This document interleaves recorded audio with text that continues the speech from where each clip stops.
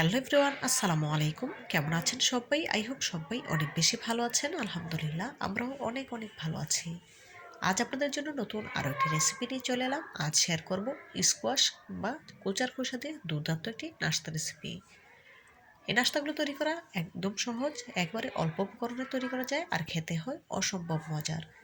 তো বন্ধুরা, কথা না বাড়ি চলুন নাস্তা তৈরির মূল প্রস্তুত প্রণালীতে যাওয়া যাক। নাস্তা তৈরি করার জন্য প্রথমে এখানে নিয়েছি একটি স্কোয়াশ বা কুচা। এখন স্কোয়াশটা খুব ভালোভাবে ধুয়ে ওপর থেকে খোসাটা ছাড়িয়ে নেব। দেখুন, সম্পূর্ণ খোসাটা ছাড়িয়ে নিয়েছি। একটু ভারী করেই খোসাটা ছাড়িয়েছি, যেহেতু নাস্তা তৈরি করব সেজন্য। খোসা ছাড়ানোর পর খোসাগুলো আর ধুয়ে নিইনি, যেহেতু আগে থেকে ধুয়ে নিয়েছিলাম। এখন সম্পূর্ণ খোসাগুলো কুচি করে কেটে নিয়েছি। একটি মিক্সিং বোলে তুলে নিয়েছি একটি মাঝারি সাইজের আলু কুচি। এখানে নিয়েছি হাফ কাপ মসুর ডাল বাটা। ডালগুলো আমি আগে থেকে ভিজিয়ে রেখেছিলাম, পাটায় করে বেটে নিয়েছি। দিয়ে দিলাম 1 টেবিল চামচ কাঁচামরিচ কুচি, হাফ চা চামচ আদা বাটা, হাফ চা চামচ রসুন বাটা, দেব হাফ চা চামচ হলুদের গুঁড়া, হাফ চা চামচ লাল মরিচের গুঁড়া। যে যেমন ঝাল খেতে পছন্দ করেন সে অনুযায়ী দিয়ে নেবেন। তবে আমি যতটুকু মনে দিয়েছি তাতে করে পারফেক্ট ঝাল হয়েছে। দিয়ে দিলাম 1 চা চামচ পরিমাণ ম্যাগি মশলা, পরিমাণ মতো লবণ, একটি মাঝারি সাইজের পেঁয়াজ কুচি, কিছু ধনেপাতা কুচি। এখন সবগুলো উপকরণ হাত দিয়ে খুব ভালোভাবে মেখে নিতে হবে। খুব সুন্দর করে মেখে নিচ্ছি। এই মিশ্রণটা খুব মথে মথে মেখে নেওয়া যাবে না, একদম ঝরঝরে রেখেই মেখে নিতে হবে।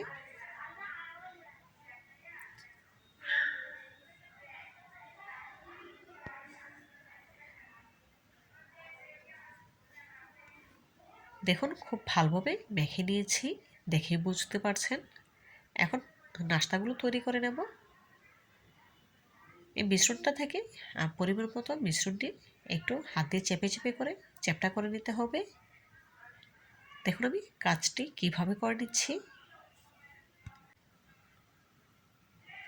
এভাবে করে হাত দিয়ে চেপে চেপে নাস্তাগুলো তৈরি করে নিতে হবে। আমি আপনাদের বোঝার সুবিধার্থে একটি তৈরি করে দেখিয়ে দিলাম। একইভাবে করে সবগুলো বানিয়ে গরম তেলে ছেড়ে দেব। ভাজার জন্য চুলে একটি প্যানে পরিমাণ মতো সয়াবিন তেল দিয়ে গরম করে নিয়েছি। এখন এক এক করে নাস্তাগুলো দিয়ে দিচ্ছি ভেজে নেওয়ার জন্য। অবশ্যই গরম তেলে ছাড়তে হবে, কম গরম তেলে ছাড়তে যাবেন না, এতে করে নাস্তাগুলো ভেঙে যেতে পারে। 1 মিনিট হাই হিটে করে জাল করে নিয়ে গ্যাসের ফ্লেম মিডিয়াম করে দিয়েছি।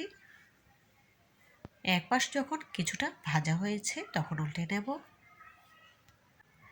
খুব বেশি তাড়াহুড়ো করে নাস্তাগুলো উল্টাতে যাবেন না, যেহেতু এখানে স্কোয়াশের খোসা আর কাঁচা আলু আছে, খুব সহজে নাস্তাগুলো ভেঙে যেতে পারে। সেজন্য কিছুটা যখন ভাজা হবে তখন উল্টে দিতে হবে। বন্ধুরা, স্কোয়াশ বা কুচার খোসা দিয়ে যে এত দুর্দান্ত নাস্তা হয় আপনারা না খেলে বুঝতেই পারবেন না। খুবই মজার হয়েছিল নাস্তাগুলো, একদম মুচমুচে হয়েছে। আপনারা একবার হলেও এভাবে করে স্কোয়াশ বা কোচা দিয়ে নাস্তা তৈরি করে খেয়ে দেখবেন, ইনশাআল্লাহ অনেক বেশি ভালো লাগবে। আবার উল্টে নেব। এভাবে করে কয়েকবার উল্টে পাল্টে নাস্তাগুলো গোল্ডেন ব্রাউন কালার করে ভেজে নেব।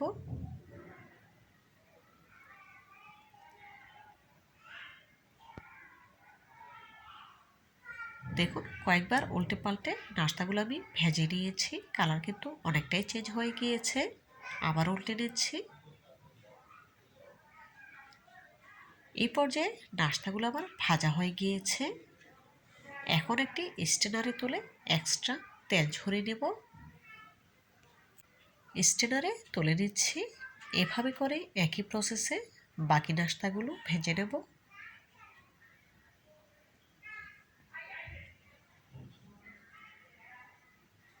দেখুন, নাস্তাগুলো আমার ভেজে নেওয়া হয়ে গিয়েছে। এখন এক এক করে সবগুলো নাস্তা একটি সার্ভিং প্লেটে তুলে নিচ্ছি। দেখুন, সবগুলো নাস্তা আমার ভাজা হয়ে গিয়েছে। মাশাআল্লাহ, স্কোয়াশ দিয়ে যে এত দুর্দান্ত নাস্তা হয়, আপনারা একবার হলো খেয়ে দেখবেন, না খেলে বুঝতেই পারবেন না।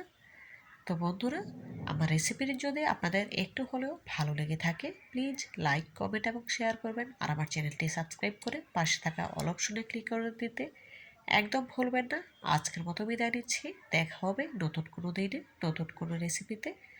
ভালো থাকবেন সবাই, আর আমার জন্য দোয়া করবেন যেন প্রতিনিয়ত এমন আরও নতুন নতুন রেসিপি উপহার দিতে পারি। আজকের মতো বিদায় নিচ্ছি, আল্লাহ হাফেজ।